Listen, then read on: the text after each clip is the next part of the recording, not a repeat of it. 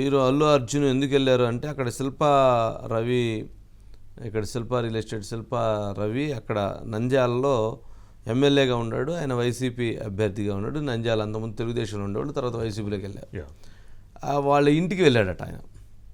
ఎవరింటికి? శిల్పా రవి పార్టీ కాదు, ఆయన తన వ్యక్తిగతంగా స్నేహితులు అవటంతో మొత్తానికి ఆయన ఎందుకు అక్కడికి వెళ్ళటం, అక్కడి నుంచి వెళ్తున్న సందర్భంలో సరే వాళ్ళ ఇంటికి వెళ్ళారంట. వాళ్ళ ఇంటికి వెళ్తే జనరల్గా అల్లు అర్జున్ వచ్చారంటే ఫ్యాన్స్ వస్తారు.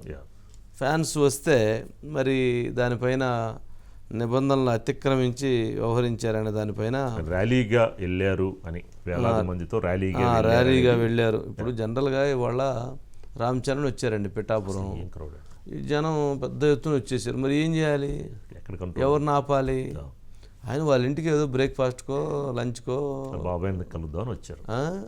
రామ్ చరణ్ వాళ్ళ బాబాయ్ ఆయన అందుకు వచ్చారు. ఇక్కడ ఈయన వెళ్ళింది అల్లు అర్జున్. బట్ అది అనుకోకుండా ఏంటంటే ఆయన వచ్చారు కాబట్టి ఆ క్రౌడ్ వచ్చారు. వాళ్ళని రాకుండా ఆపేటువంటి పరిస్థితి ఉండదు కదా, చాలా కష్టం. సరే మొత్తానికి అల్లు అర్జున్ మీద శిల్పారావు మీద ఎలక్షన్ కోడ్ మరి 31 AP యాక్ట్ సెక్షన్ అమల్లో 144 అమల్లో ఉన్న నంద్యాల రిటర్నింగ్ అధికారి యొక్క పర్మిషన్ లేకుండా వేలాది మందిగా కలవటం నేరమని ఫిర్యాదు చేశారట. దాని మీద ఎవరు ఎలక్షన్ ఆఫీసర్ కంప్లైంట్ బేస్ చేసుకొని ఇవన్నీ తుత్తి కేసులు ఇవన్నీ అబ్బాయి వర్క్ అంటే దాని మీద ఏంటంటే ఎక్స్ప్లెనేషన్ అడుగుతారు, ఎక్స్ప్లెనేషన్ ఇస్తారు. దాంతో అది ఒక క్లారిటీ వచ్చింది. అయినా అల్లు అర్జున్ ఇప్పుడు వెళ్ళకపోతే ఏం పోయింది, ఎన్నికలు జరుగుతూ ఉంటాయి, గొడవలో ఉన్నప్పుడు లేదనుకుంటే వెళ్ళాలనుకుంటే ప్రచారానికి ఓపెన్గా వెళ్ళాలి. కానీ ఖలీల్ ఉన్నారు సార్,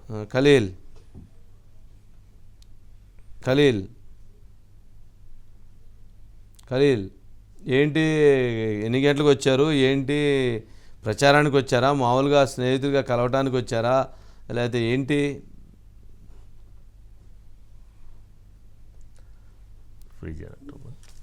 ఖలీల్ వినిపిస్తుందా? ఖలీల్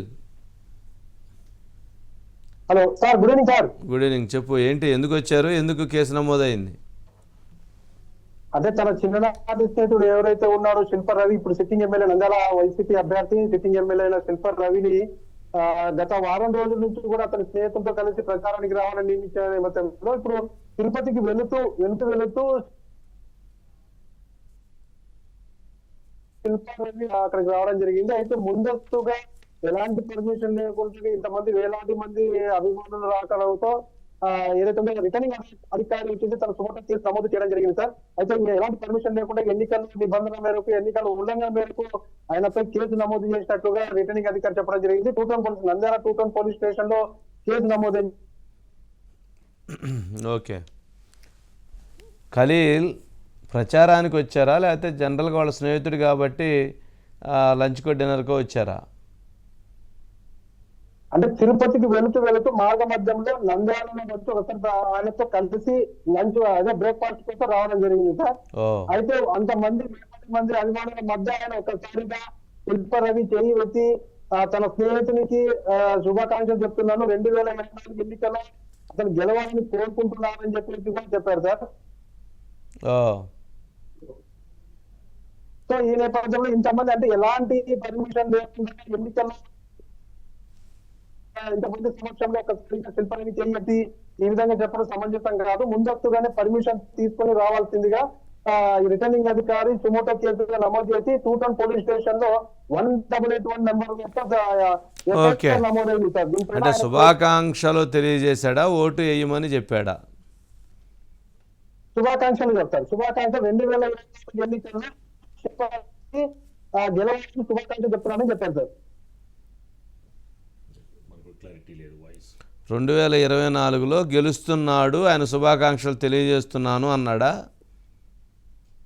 అవును సార్. ఓకే, ఓటు వేయమని చెప్పలేదు. చెప్పలేదు. అది ఇంపార్టెంట్. రాజకీయంగా ఇప్పుడు పవన్ కళ్యాణ్ గారు అక్కడ పార్టీ పెట్టి ఆయన యుద్ధం చేస్తూ ఉంటే మరి అల్లు అర్జున్ గారు ఆడకు పోయి వైసీపీ అభ్యర్థికి ఇది చేయమని చెప్పితే అది మళ్ళీ వేరు.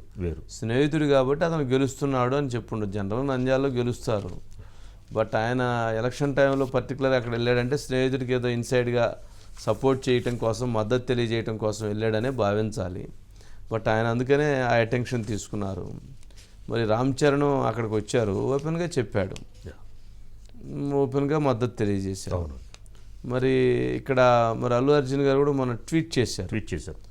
మరి వెళ్తే అక్కడికి వెళ్ళున్నట్లయితే ఇంకొంచెం బాగుండేది. ఎక్కడికి? పిఠాపురం వెళితే. అలా కాకుండా సరే ఆయన తిరుపతి వెళుతూ మార్గం మధ్యలో అనుకోకుండా వెళ్ళారు అని అంటున్నారు కాబట్టి దీన్ని వేరే రకంగా ఆయన ఇక్కడ మార్గం మధ్యలో లంచి రమ్మంటే స్నేహితుడు కాబట్టి గెలుస్తాడు, శుభాకాంక్షలు తెలియజేస్తున్నా అని చెప్పినట్లున్నారు. సరే ఏదైనా కానీ రాజకీయంగా ఇట్లాంటి వాటన్నింటినీ మనం చూసినప్పుడు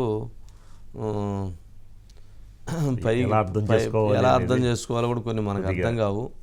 పైకి అన్నీ బాగుంటున్నాయండి రాజుగారు, లోపల చూస్తేనే పురుగులు పెట్టి ఉంటున్నాయి, కుళ్ళిపోయి ఉంటున్నాయి, అర్థం కావట్లేదు. బయట వచ్చింది సార్, బయట వస్తారు చూద్దాం. అప్లై చేయండి. ప్యూర్లీ నా కాలే. ఆయన వద్దన్నా కూడా అసలు ఎక్కడ ఏం లేదు కదా, నాకు రావాలన్నా నాకు మనస్ఫూర్తిగా రావాలి.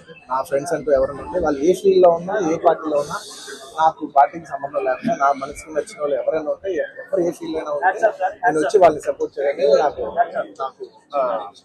మనసుకు నచ్చితే చేస్తాం బ్రదర్. కూడా ప్యూర్లీ నా కాలే. ఆయన వద్దన్నా కూడా అసలు ఎక్కడ ఏం లేదు కదా, నాకు రావాలన్నా నాకు మనస్ఫూర్తిగా రావాలి. నా ఫ్రెండ్స్ అంటూ ఎవరైనా ఉంటే వాళ్ళు ఏ ఫీల్డ్లో ఉన్నా ఏ పార్టీలో ఉన్నా నాకు పార్టీకి సంబంధం లేకుండా నా మనసుకు నచ్చిన వాళ్ళు ఎవరైనా ఉంటే ఎవరు ఏ ఫీల్డ్ అయినా ఉంటే నేను వచ్చి వాళ్ళని సపోర్ట్ చేయండి. నాకు మనసుకు నచ్చితే చేస్తాం బ్రదర్. కూడా ప్యూర్లీ ఆయన అన్నదాంట్లో అంటే నేను ఏ పార్టీ ఆ పార్టీ ఈ పార్టీ అని కాదు, నా స్నేహితులు ఎక్కడున్నా కూడా వాళ్ళందరూ గెలవాలని ఆకాంక్షిస్తూ ఉంటారని చెప్పినట్లున్నారు. అవునండి.